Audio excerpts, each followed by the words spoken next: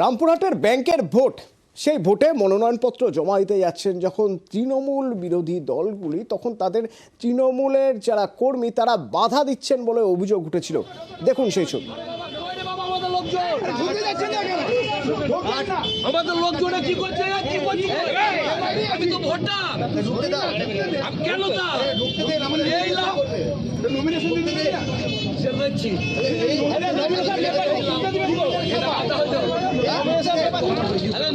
তুলতে দিবেন তো?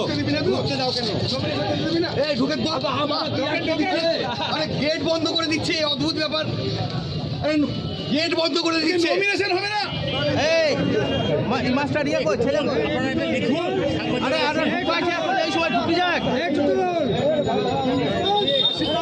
খবর চায় তৃণমূলের রামপুরহাট শহর সভাপতি সৌমেন ভকতের কাছে, এবং তারপর তিনি নিজে দাঁড়িয়ে সিপিআইএম প্রার্থীকে মনোনয়ন জমা দেওয়ালেন।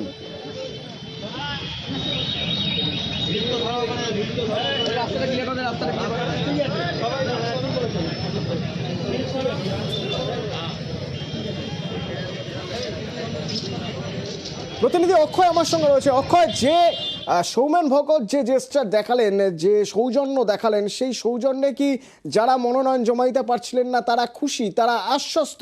কি হয়েছিল একটু শুনবো। দেখো, তোমাকে বলে রাখি, রামপুরহাট শহরের এই কোঅপারেটিভ ব্যাংকের নির্বাচনে গত বছরও কিন্তু অনুব্রত মণ্ডল এই জেলায় থাকাকালীন নির্বাচন করতে দেওয়া হয়নি, বিরোধীদের বাধা দেওয়া হয়েছিল।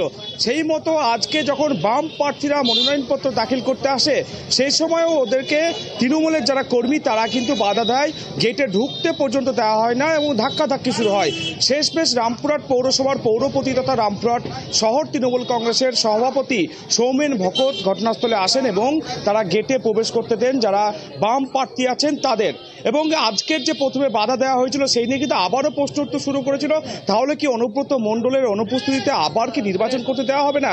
তো শেষমেশ রামপুরহাট শহর তৃণমূল কংগ্রেসের শহর সভাপতি সৌমেন ভকতের উপস্থিতিতে প্রার্থীদের ঢুকতে দেওয়া হলো।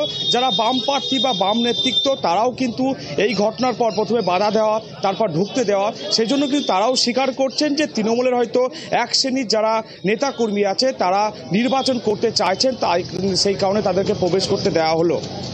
ধন্যবাদ।